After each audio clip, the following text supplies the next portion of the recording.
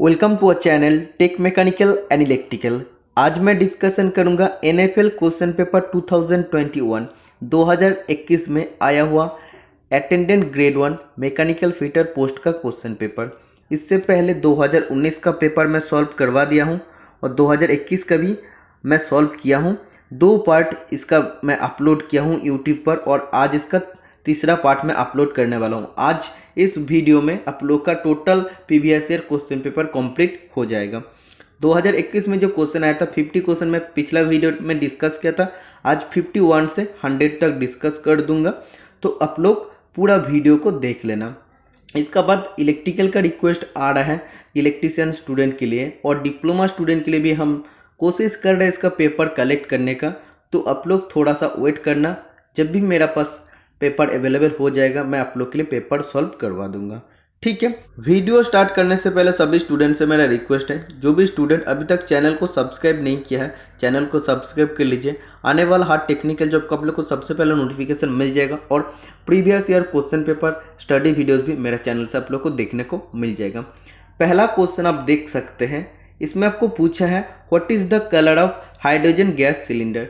तो आप लोग जानते हैं हम लोग जब वेल्डिंग करते हैं ऑक्सी एसिटिलीन वेल्डिंग करते हैं, ऑक्सी हाइड्रोजन करते हैं, ऑक्सी कोल करते हैं, ऑक्सी एलपीजी वेल्डिंग करते हैं। तो उसमें जब ऑक्सी हाइड्रोजन वेल्डिंग करते हैं हम लोग, तो हाइड्रोजन जो गैस सिलेंडर का हम लोग इस्तेमाल करते हैं उस गैस सिलेंडर का रंग क्या होता है, रेड या ब्लैक या ग्रीन या येलो। इसका राइट आंसर हो जाएगा ऑप्शन नंबर ए, रेड। तो हाइड्रोजन गैस सिलेंडर का कलर होता है लाल। ठीक है, कभी कभी ऑक्सीजन का पूछा जाता है, ऑक्सीजन सिलेंडर का कलर होता है ब्लैक। और जो एसिटिलीन सिलेंडर होता है एसिटिलीन सिलेंडर का कलर होता है मैरून कलर होता है। और कभी कभी CO2 सिलेंडर का पूछा जाता है, CO2 सिलेंडर का क्या होता है, ब्लैक बॉडी होता है और जो गला जो होता है नेक पोर्शन जो होता है वो व्हाइट कलर का होता है। ठीक है, तो ब्लैक बॉडी विथ व्हाइट नेक होता है CO2 गैस सिलेंडर का। तो कभी कभी एग्जाम में भी पूछा जाता है ऑक्सी हाइड्रोजन गैस फ्लेम का फ्लेम टेम्परेचर कितना होता है, 2400 से 2700 डिग्री सेंटीग्रेड होता है। तो अलग अलग जैसे हम लोग जैसे ऑक्सी एसिटिलीन करते गैसोलीन ऑक्सी हाइड्रोजन करते तो अलग अलग फ्लेम टेम्परेचर होता है। तो ऑक्सी हाइड्रोजन के लिए 2400 से 2700 डिग्री सेंटीग्रेड होता है, ऑक्सी एसिटिलीन के लिए 3100 से 3200 डिग्री सेंटीग्रेड का आसपास होता है। ठीक है, तो ऐसे अलग अलग होता है। कभी कभी क्वेश्चन भी पूछा जाता है इसमें कौन सा इफेक्ट दिखा जाता है, कार्बन एंड मॉइस्चर इफेक्ट इस फ्लेम में हम लोग को देखने को मिलता है। और इस फ्लेम हम लोग किसके लिए इस्तेमाल करते हैं, ब्रेजिंग के लिए इस्तेमाल करते हैं, सिल्वर सोल्डरिंग के लिए इस्तेमाल करते हैं, या स्टील का अंडर वाटर अगर गैस कटिंग करना है, स्टील का जब अंडर वाटर गैस कटिंग करते हैं तब हम लोग इस्तेमाल करते हैं oxy hydrogen gas flame. Okay, next question number 52, what is the melting point of nickel. Nickel का मेल्टिंग पॉइंट कितना होता है, तो option number B is the right answer हो जाएगा 1453 डिग्री सेंटीग्रेड। एक्चुअली 1450 होता है, ऑप्शन में जब 1453 है तो 53 राइट आंसर हो जाएगा। तो निकेल जनरली हम लोग किस पर्पस के लिए यूज करते हैं, क्वेश्चन आता है which of the following material is used for permanent magnet या manufacturing of permanent magnet. Permanent magnet को मैन्युफैक्चरिंग करने के लिए हम लोग निकेल का इस्तेमाल करते हैं और इलेक्ट्रोप्लेटिंग करते टाइम भी हम लोग निकेल का इस्तेमाल करते हैं। ओके, 36% जब निकेल हो जाता है तो उसको हम लोग इन्वर्स स्टील कहते हैं, जो list coefficient of thermal expansion होता है, इसलिए हम लोग प्रिसीजन इंस्ट्रूमेंट इनसे बनाते हैं। कभी कभी बोलते हैं निकेल स्टील जो होता है, तो निकेल स्टील एलॉय में कितना परसेंटेज निकेल होता है, इसमें 2 से 50% तक निकेल रह सकता है। तो निकेल स्टील जो एलॉय होता है इसमें 2 से 50% तक इसमें निकेल रह सकता है। Okay, next question number 53, what is the colour code for plastic waste bin. Plastic waste bin का कलर कोड क्या होता है, तो एक्चुअली जो अलग अलग मटेरियल होता है, plastic, metal, food, paper, glass, तो ये सभी के लिए अलग अलग वेस्ट बिन होता है, तो इसका अलग अलग कलर होता है। तो प्लास्टिक के लिए जो कलर होता है वो होता है येलो। ठीक है, तो येलो तो ऑप्शन में नहीं है, इसलिए option number D is the right answer हो जाएगा। अगर मेटल का पूछता, मेटल वेस्ट बिन का कलर होता है रेड, पेपर वेस्ट बिन का कलर होता है ब्लू। जनरली पेपर का पूछा जाता है, लेकिन इधर आपको हम पूछा है प्लास्टिक का, तो सभी चीज़ आप लोग को याद रखना पड़ेगा। अगर फूड का पूछेगा तब हो जाएगा ब्लैक, अगर ग्लास का पूछता तब हो जाता है ग्रीन, और अदर देन दिस जो अगर होता तब हो जाता है स्काई ब्लू कलर का होता है। ये सब मटेरियल छोड़कर बाकी कोई भी मटेरियल होता है तब स्काई ब्लू कलर हम लोग वेस्ट बिन इस्तेमाल करते हैं। 54 नंबर का question, all metals are solid except, सभी धातु ठोस है, तो कौन सा एक धातु छोड़ के सभी धातु ठोस है? वुड, प्लास्टिक, मरकरी और मेटल। तो इनमें से option number C is the right answer हो जाएगा, क्योंकि आप लोग जानते हैं मरकरी ऑलवेज लिक्विड अवस्था में मिलता है, फिर भी ये मेटल होता है। तो कभी कभी क्वेश्चन आता है सॉलिड होता है फिर भी, या कभी कभी बोलते हैं मेटल होता है फिर भी वो लिक्विड अवस्था में रहता है, तो तब राइट आंसर हो जाएगा मरकरी। कभी कभी बोलते हैं कि नॉन मेटल है फिर भी वो लिक्विड है, तो नॉन मेटल लिक्विड कौन सा होता है? ब्रोमीन होता है। Okay, next question number 55, the process of inducing toughness and reducing brittleness by heat treatment is called. बहुत ही सिंपल क्वेश्चन है, मैक्सिमम क्लास में मैं इस क्वेश्चन का डिस्कशन कर दिया हूँ। हीट ट्रीटमेंट का जो 4 प्रोसेस होता है, 4 प्रोसेस में से कौन सा एक प्रोसेस में हम लोग हार्डन स्टील का टफनेस को बढ़ाते हैं और ब्रिटलनेस को कम करते हैं, तो कौन सा हीट ट्रीटमेंट प्रक्रिया में होता है? तो tempering is the right answer हो जाएगा। जो बिलो हम लोग 400 डिग्री सेंटीग्रेड में करते हैं, जो हार्डन स्टील होता है जिसका हार्डनेस बहुत ज़्यादा होता है, उसको हम लोग फिर से रीहीट करते हैं 400 डिग्री सेंटीग्रेड का नीचे टेम्परेचर में, उसके बाद हम लोग ठंडा करते हैं, और ये जो हीट ट्रीटमेंट होता है इसमें टफनेस बढ़ता है और ब्रिटलनेस कम हो जाता है। ओके, नेक्स्ट क्वेश्चन नंबर 56 आप देख सकते हैं, which metal powder is used in calorising process to prevent corrosion of steel component. कोई भी स्टील कंपोनेंट का जंग से प्रतिरोध करने के लिए जो कैलोराइजिंग प्रोसेस हम लोग करते हैं, इसमें कौन सा मेटल पाउडर का हम लोग इस्तेमाल करते हैं? तो इसका राइट आंसर क्या हो जाएगा? ऑप्शन नंबर है जिंक पाउडर, या option number B aluminium powder, option number C nickel powder, option number D chromium powder. इसका राइट आंसर हो जाएगा option number B aluminium powder. तो एक्चुअली कैलोराइजिंग क्या होता है, सेरेडाइजिंग क्या होता है, क्लास में मैं बहुत बार डिस्कशन किया हूँ, तो ये जनरली आप लोगों को कहीं पे भी डिस्कशन देखने को नहीं मिलता एक्चुअल चीज़ क्या होता है। तो क्लास अगर आप लोग रेगुलर देखते हैं तो आप लोग को सभी चीज़ मालूम हो जाता है। तो फिर भी मैं आप लोग को बता देता हूँ कैलोराइजिंग में होता क्या है। कोई भी एक सोचो स्टील कंपोनेंट है, तो इसको जंग प्रतिरोधक बनाने के लिए सबसे पहले हम लोग क्या करते हैं? पिकलिंग करते हैं। पिकलिंग मतलब क्या होता है? एक केमिकल सरफेस ट्रीटमेंट या सरफेस क्लीनिंग प्रोसेस आप बोल सकते हैं। सरफेस में क्या डस्ट या कोई भी फॉरेन मटेरियल, कोई भी डर्ट ऑयल रह सकता है, तो इसको हटाने के लिए हम लोग पिकलिंग करते हैं। तो पिकलिंग हम लोग कैसे करते हैं? डाइल्यूट सल्फ्यूरिक एसिड में हम लोग पिकलिंग करते हैं। तो एक chemical method of surface cleaning process होता है। तो जब भी सरफेस क्लीन हो जाता है पिकलिंग से, उसका बाद हम लोग क्या करते हैं? एक रोटेटिंग स्टील बैरल होता है, मतलब वो घूम रहा है, ऐसे स्टील बैरल है, स्टील बैरल का अंदर हम लोग स्टील कंपोनेंट को डाल देते हैं और वो घूमते रहता है, और ये स्टील बैरल का अंदर हम लोग कौन सा पाउडर यूज़ करते हैं? कैलोराइजिंग के लिए हम लोग यूज़ करते हैं एल्यूमिनियम पाउडर। एल्यूमिनियम पाउडर हम लोग दे देते हैं। तो मेटल के ऊपर क्या होता है? वो मेटल भी घूमता है क्योंकि स्टील बैरल घूम रहा है, और एल्यूमिनियम पाउडर भी वैसे घूमते रहेगा।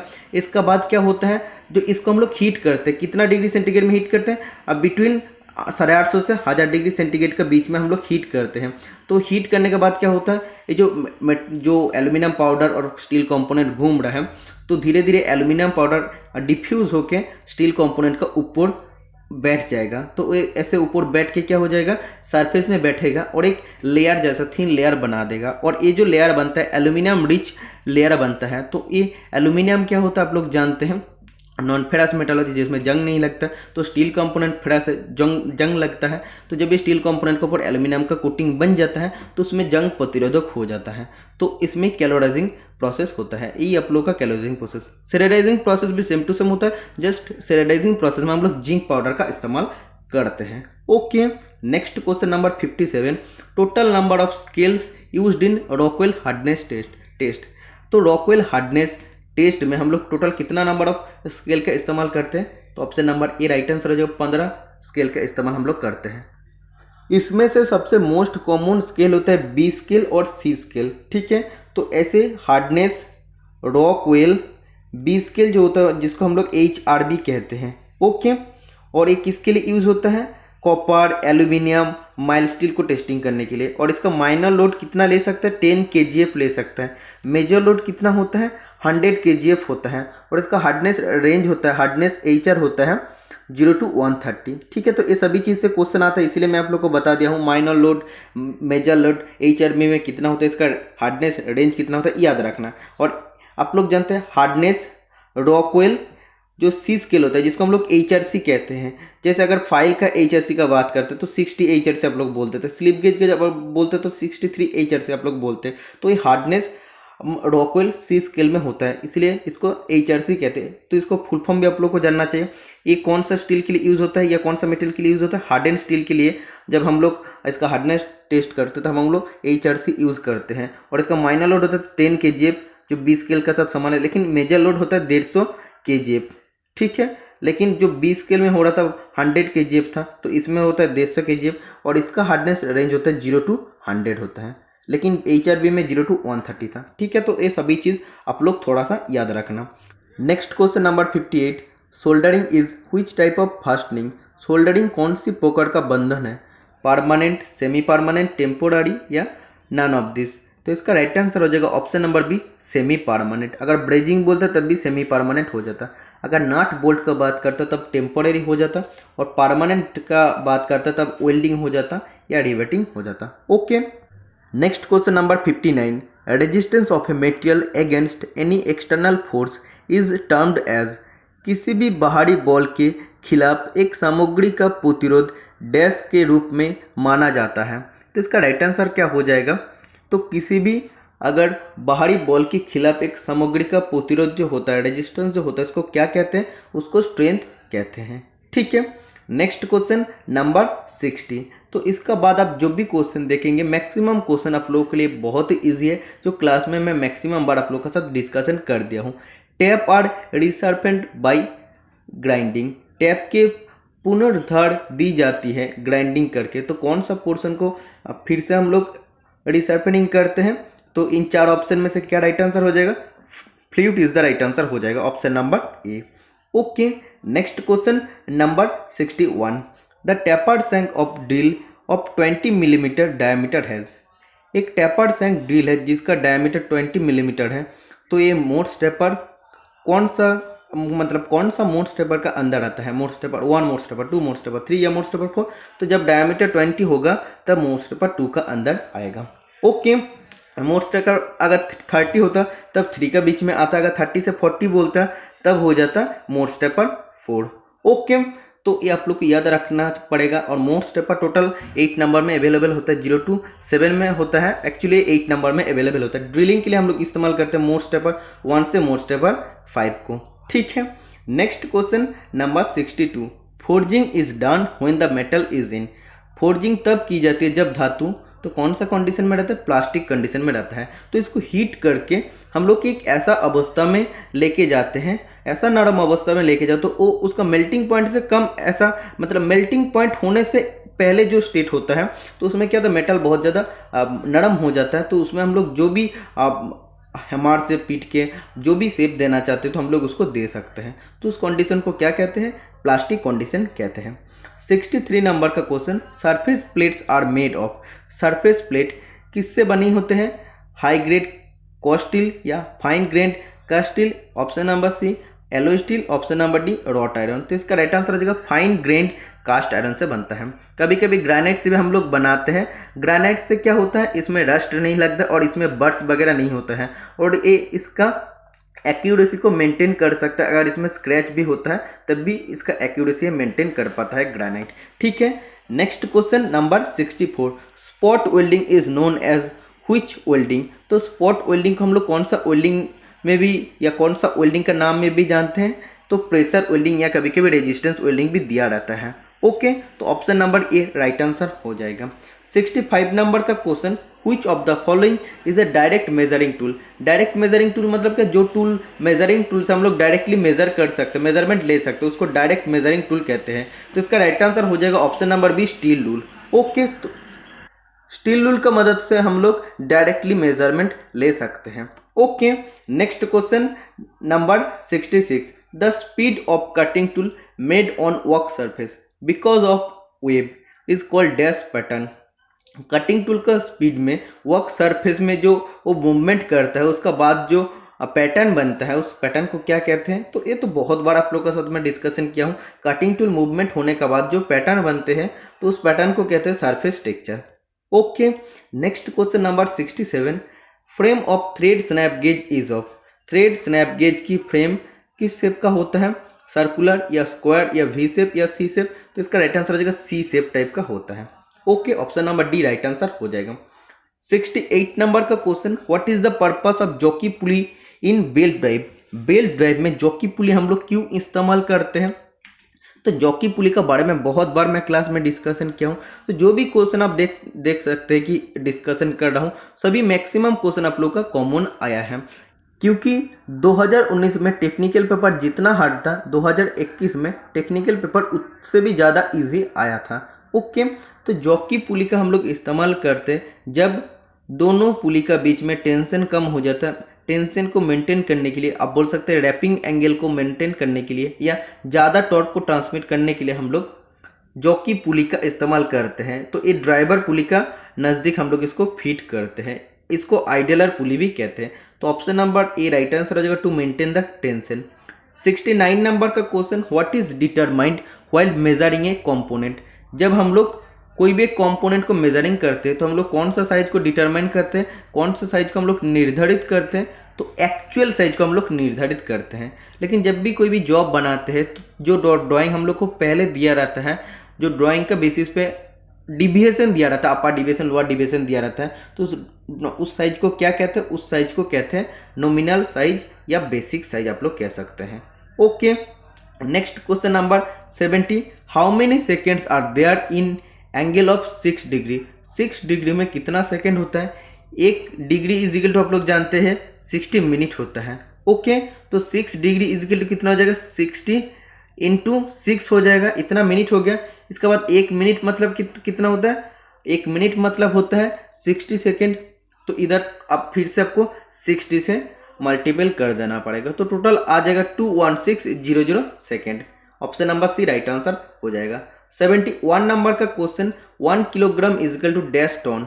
तो आप लोग जानते हैं 1000 किलोग्राम इज इक्वल टू होता है 1 टन। तो 1 किलोग्राम इज इक्वल टू कितना हो जाएगा, 1/1000। तो इसका राइट आंसर क्या हो जाएगा, 0.001 टन हो जाएगा। Next question number 72, hardness of slip gauge should be. Slip gauge का हार्डनेस कितना होता है। तो अभी मैं आप लोग को डिस्कशन कर दिया हूँ, इसका हार्डनेस होता है, हार्डनेस रॉकवेल सी स्केल HRC में 63 से ज़्यादा होता है। ओके, फाइल का पूछता तब 60 HRC हो जाता। 73 नंबर का question, which angle makes rake angle in twist drill. Twist drill में कौन सा एंगल रेक एंगल को निर्धारित करता है या बनाता है। तो हेलिक्स एंगल को ही रेक एंगल कहते हैं ट्विस्ट ड्रिल में। ओके, मोस्ट इंपॉर्टेंट क्वेश्चन है। तो हेलिक्स एंगल या रेक एंगल टोटल 3 टाइप का होता है ट्विस्ट ड्रिल में। क्या क्या होता है, H, N और S होता है। H मतलब क्या होता है, हार्ड और टेनासियस मटेरियल के लिए अलग रेक एंगल होता है, और N मतलब होता है नॉर्मल लो कार्बन स्टील मतलब माइल्ड स्टील के लिए अलग होता है, और सॉफ्ट और टफ मटेरियल के लिए अलग होता है हेलिक्स एंगल। ठीक है, तो ये होता है 10 to 13 डिग्री होता है, ये 8 to 30 डिग्री होता है, और ये एस में होता है 35 to 40 डिग्री का आसपास रखा जाता है। Okay, next question number 74, snagging is a process use to remove the metal by. Snagging metal remove करने का एक प्रोसेस होता है। तो ये कौन सा एक प्रोसेस होता है, तो एक ग्राइंडिंग का एक प्रोसेस होता है। ओके, जो हम लोग हैंड ग्राइंडिंग भी कह सकते हैं। Next question number 75, which system is a system of marking. कौन सा सिस्टम मार्किंग का एक सिस्टम है। तो इसका राइट आंसर क्या हो जाएगा, 4 ऑप्शन है, मीडिया, डेटिंग या जेटिंग या लेआउट। तो आप लोग जानते हैं लेआउट को मार्किंग का एक सिस्टम कहते हैं। ओके, नेक्स्ट क्वेश्चन नंबर 76, इसमें बोल रहा है fire on electric wire can be controlled by. अगर वैद्युतिक तार से आग लग जाता है तो उस आग को कंट्रोल करने के लिए हम लोग कौन सा फायर एक्सटिंग्विशर का इस्तेमाल करते हैं। तो जो इलेक्ट्रिसिटी से आग लगता है तो क्लास डी फायर का अंदर आता है, जिसको बुझाने के लिए हम लोग CO2 एक्सटिंग्विशर या CTC कार्बन टेट्राक्लोराइड या हम लोग ड्राई पाउडर का इस्तेमाल करते हैं। तो ऑप्शन का हिसाब से CTC carbon tetrachloride fire extinguisher का हम लोग इस्तेमाल करते हैं। Next question number 77, which of the following is not a या is not the part of a combination set. Combination set का कौन सा एक पार्ट नहीं होता, भाग नहीं होता है। सेंटर हेड होता है, स्क्वायर हेड होता है, प्रोटेक्टर हेड होता है, लेकिन स्टॉक नहीं होता है। प्रोटेक्टर हेड का मदद से हम लोग क्या होता है, उसको हम लोग 0 से 180 डिग्री तक कोई भी एंगल को मेजर कर सकते हैं या चेक कर सकते हैं, और हम लोग मार्किंग भी कर सकते हैं। इसका एक्यूरेसी होता है 1 डिग्री। और सेंटर हेड का मतलब हम लोग क्या होता है, कोई भी एक सेंटर या सिलिंड्रिकल जो भी उसका सेंटर पोर्शन का हम लोग इजीली निकाल सकते हैं। और स्क्वायर हेड का मतलब हम लोग सिर्फ 2 ही एंगल को चेक कर सकते हैं, 45 डिग्री और 90 डिग्री एंगल को चेक, मार्किंग या मेजरमेंट हम लोग कर सकते हैं। Okay, next question number 78, normally plier is made of. Plier साधारणतः किस धातु से बनता है? प्लास्टिक या कास्ट आयरन या कास्ट स्टील या ब्रास? तो इसका राइट आंसर हो जाएगा cast steel. Option number C right answer हो जाएगा। Next question number 79, welding torch has oxygen and acetylene gas in it's. तो वेल्डिंग टॉर्च में ऑक्सीजन और एसिटिलीन गैस दोनों कहाँ पे रहता है? मिक्सिंग चेम्बर में रहता है। अगर बोलते हैं कि कटिंग टॉर्च में जो कटिंग ब्लो पाइप होता है उसमें एक हाई प्रेशर जो ऑक्सीजन लीवर रहता है उसमें से सिर्फ क्या निकलता है? सिर्फ हाई प्रेशर ऑक्सीजन भी निकलता है। तो क्वेश्चन आता है एक हाई प्रेशर लीवर रहता है तो किसके लिए यूज़ होता है? तो हाई प्रेशर ऑक्सीजन को सप्लाई करने के लिए यूज़ होता है। Okay, next question number 80, while normalising the steel should be cooled in. समानीकरण के समय स्टील को हम लोग कैसे ठंडा करते हैं? तो 4 ऑप्शन है, steel air room temperature, option number B oil, option number C forced air, option number D water. तो इसका राइट आंसर हो जाएगा option number A, steel air room temperature में हम लोग ठंडा करते हैं। Next question number 81, vice clamp is use to protect. Vice clamp जो एल्यूमिनियम से बनता है तो वो कौन सा चीज़ को प्रोटेक्ट करने के लिए हम लोग इस्तेमाल करते हैं? सरफेस फिनिश या रफनेस या करोशन या डस्ट? तो इसका राइट आंसर हो जाएगा सरफेस फिनिश। कोई भी फिनिश ऐसे वर्कपीस है या फिनिश जॉब है तो उसका सरफेस में चोट लगने से बचाने के लिए, उसको प्रतिरोध करने के लिए हम लोग वाइस क्लम्प या सॉफ्ट जॉ का हम लोग इस्तेमाल करते हैं। वाइस क्लम्प को सॉफ्ट जॉ कहते हैं जो एल्यूमिनियम से बनते हैं। Next question number 82, metal particles fastened in file teeth can be remove by. जब हम लोग फाइलिंग करते हैं फाइल का द्वारा तब मेटल पार्टिकल्स फाइल के टीथ में घुस जाता है और ये जो फॉल्ट बना देते हैं इसको क्या बोलते हैं? इसको पिनिंग ऑफ फाइल कहते हैं। ठीक है, तो ये फॉल्ट को पिनिंग ऑफ फाइल कहते हैं। ये पिनिंग फाइल को लेकर अगर हम लोग फाइलिंग करते तो क्या होता है? जो सरफेस के ऊपर हम लोग फाइलिंग करते हैं उसमें स्क्रैच मार्क आ जाता है। तो क्वेश्चन में ये भी पूछा जाता है, कोई भी एक पिंड फाइल है तो उससे अगर हम लोग कोई भी सरफेस के ऊपर फाइलिंग करते हैं तो क्या होता है? स्क्रैच मार्क आ जाता है सरफेस का ऊपर। ओके, तो ये पिनिंग ऑफ फाइल को हटाने के लिए या इस प्रॉब्लम को रोध करने के लिए हम लोग एक चीज़ का इस्तेमाल करते हैं। तो सॉफ्ट मेटल जो पार्टिकल उसमें टीथ का बीच में फंस जाता है तो उसको निकालने के लिए कौन सा चीज़ इस्तेमाल करते हैं? फाइल कवर या फाइल गट या फाइल स्मूदर या फाइल कट? तो इसका राइट आंसर हो जाएगा option number D, file cut का हम लोग इस्तेमाल करते हैं।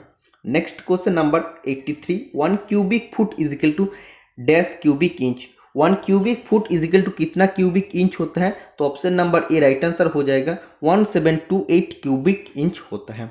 Okay, next question number 84, the most suitable pitch of the hacksaw blade for cutting thin section tube is. Thin section tube hacksaw blade का द्वारा काटने के लिए सबसे सुटेबल पिच कौन सा होता है? तो इसका राइट आंसर हो जाएगा 0.8 मिलीमीटर होता है। ओके, अगर सीट मेटल का बात करता है या कटिंग थिन सेक्शन का बात करता तब क्या हो जाता है? 0.8 मिलीमीटर पिच होता है। अगर सॉफ्ट मटेरियल को कटने के लिए पूछता, सॉफ्ट मटेरियल को कटने के लिए 1.8 मिलीमीटर पिच होता है और हार्ड मटेरियल को जब कटने के लिए बोलता तब 0.8 मिलीमीटर पिच होता है। ये सब चीज़ आप लोग याद रखना, घुमा फिरा के आप लोग को क्वेश्चन पूछे जाते हैं। Next question number 85, which cutting oil is used for cutting stainless steel. Stainless steel को काटने के लिए कौन सा कटिंग ऑयल का हम लोग इस्तेमाल करते हैं? Grease, water, sulphur based mineral oil या none of this?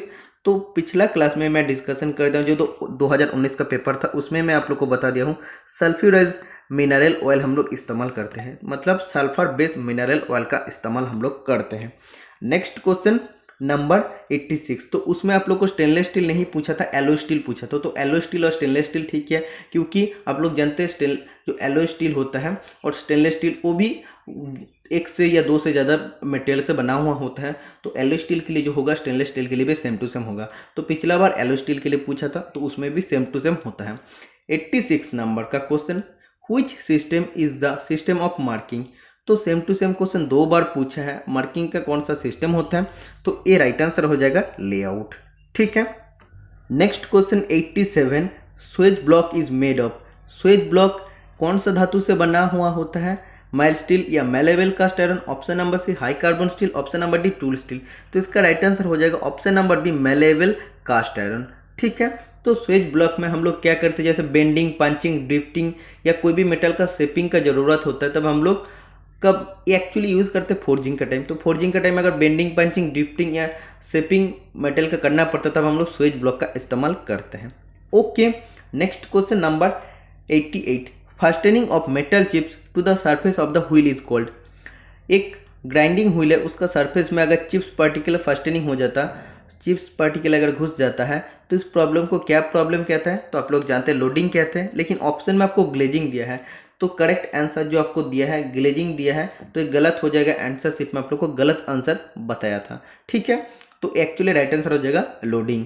Next question number 89, leg vice body is made of. Leg vice body किस मटेरियल से बनता है, mild steel, cast iron, wrought iron, option number D high carbon steel. तो इसका right answer हो जाएगा option number A, mild steel से बना हुआ होता है। कभी कभी क्वेश्चन आता है फोर्जिंग शॉप में हम लोग कौन सा वाइस का इस्तेमाल करते हैं, लेग वाइस का हम लोग इस्तेमाल करते हैं।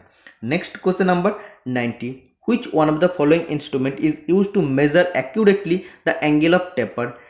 एंगल ऑफ टेपर को अगर एक्यूरेटली मेजरमेंट करना है तो कौन सा इंस्ट्रूमेंट का हम लोग इस्तेमाल करते हैं, बीवेल गेज या वर्नियर बीवेल प्रोटेक्टर या taper gauge, option number D none of the above.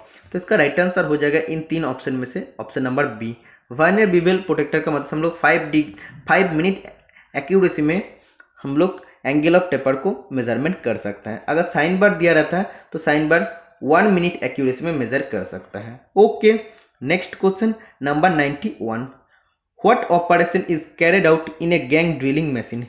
Gang drilling machine में हम लोग कौन सा ऑपरेशन को परफॉर्म कर सकते हैं, option number A idle operation, option number B repeated operation of drilling, मतलब ड्रिलिंग को बार बार कर सकते हैं, option number C continuous milling operation कर सकते हैं, option number D successive operation of drilling, drilling का सक्सेसिव ऑपरेशन कर सकते हैं, मतलब ड्रिलिंग के बाद और भी कुछ ऑपरेशन हम लोग कर सकते हैं।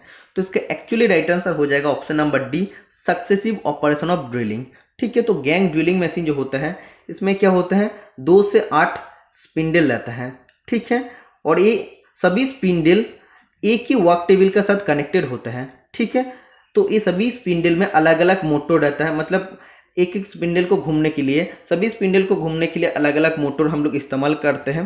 तो इसमें क्या होता है, तो इसमें ये जो स्पिंडल होता है इसमें कटिंग टूल अलग अलग हम लोग फिक्स कर सकते हैं। ये जो गैंग ड्रिलिंग मशीन होता है इसमें जो स्पिंडल है 2 से 8 तक स्पिंडल हो सकता है, ठीक है। तो अलग अलग कटिंग टूल, सोचो कोई भी स्पॉट फिशिंग का टूल डाला है, कोई ड्रिलिंग का, कोई रिमिंग का, कोई अगर बात करते हैं काउंटर सिंकिंग का टूल डाले हैं, उसके बाद हम लोग क्या सक्सेस, मतलब एक के बाद और एक ऑपरेशन हम लोग कर सकते हैं। तो एक्चुअली हम लोग मास प्रोडक्शन में इस्तेमाल करते हैं गैंग ड्रिलिंग मशीन। तो एक्चुअली इधर सोचो ड्रिलिंग कर दी, इसके बाद अगर हम लोग कुछ काउंटर सिंकिंग करना है काउंटर सिंकिंग कर सकते हैं, अगर हम लोग को रिमिंग करना है रिमिंग कर सकते हैं, ठीक है। तो पिछला क्लास में कोई एक क्लास में पूछा था क्वेश्चन, ड्रिलिंग मशीन में हम लोग कौन सा ऑपरेशन नहीं कर सकते हैं, तो उसमें रिमिंग और भी कुछ ऑप्शन दिया था, तो रिमिंग भी हम लोग कर सकते हैं, तो उसमें हम गलत बताया था। तो एक्चुअली इसका राइट आंसर हो जाएगा उस क्वेश्चन का हिसाब से सरफेस फिनिश का हम लोग ऑपरेशन नहीं कर सकते, लेकिन बाकी ड्रिलिंग, काउंटर सिंकिंग, रिमिंग, ये सब ऑपरेशन हम लोग कर सकते हैं ड्रिलिंग मशीन में। Okay, next question number 92, the smallest inside micrometer has the graduation marked on the sleeve to a range of, मतलब एक इनसाइड माइक्रोमीटर है उसमें जो ग्रेजुएशन रहता है स्लीव में या बैरल में, तो उसका जो स्मॉलेस्ट सबसे जो डिवीजन होता है वो कितना मिलीमीटर से स्टार्ट होता है, 13 मिलीमीटर से स्टार्ट होता है। ओके, नेक्स्ट क्वेश्चन नंबर 93, मतलब इनसाइड माइक्रोमीटर में 13 मिलीमीटर से कम हम लोग डायमेंशन को मेजर नहीं कर सकते हैं। 93 नंबर का क्वेश्चन में बोला which pulley is used where machine has to switch off और ऑन फ्रीक्वेंटली, जहां मशीन को बारंबार स्विच ऑन और स्विच ऑफ करना होता है वहाँ कौन सी पुली प्रयुक्त की जाती है। तो इसका राइट आंसर हो जाएगा फास्ट पुली और लूज पुली का इस्तेमाल करते हैं।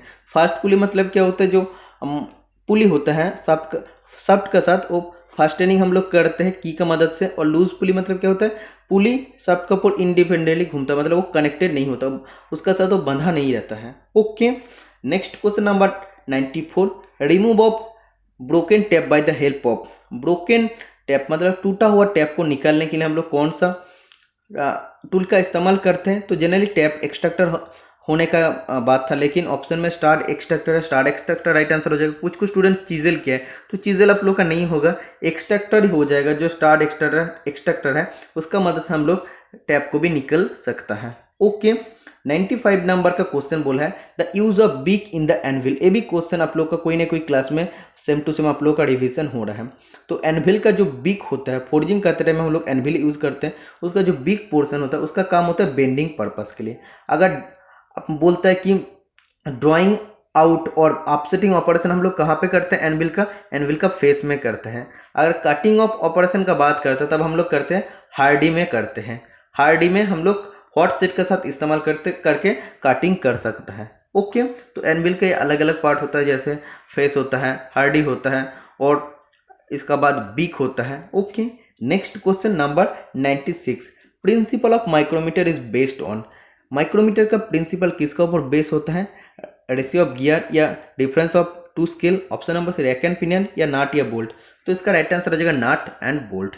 ओके, नेक्स्ट क्वेश्चन 97, तो जो क्वेश्चन कॉमन है, जो क्वेश्चन बार बार रिपीटेड हो रहा है तो उसको बार बार डिस्कशन करने का कुछ नहीं है, इसलिए मैं उसको जल्दी स्किप करके जा रहा हूँ।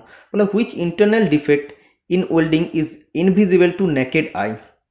तो वेल्डिंग करते टाइम कौन सा एक इंटरनल डिफेक्ट, अंदरूनी दोष हम लोग खोला दृष्टि से हम लोग नहीं देख पाते हैं। नेकेड आई मतलब क्या है, हम लोग कोई भी चश्मा वगैरह या नॉर्मल आई से हम लोग कौन सा डिफेक्ट को नहीं देख सकते हैं, स्पैटर या पोरोसिटी या अंडरकट।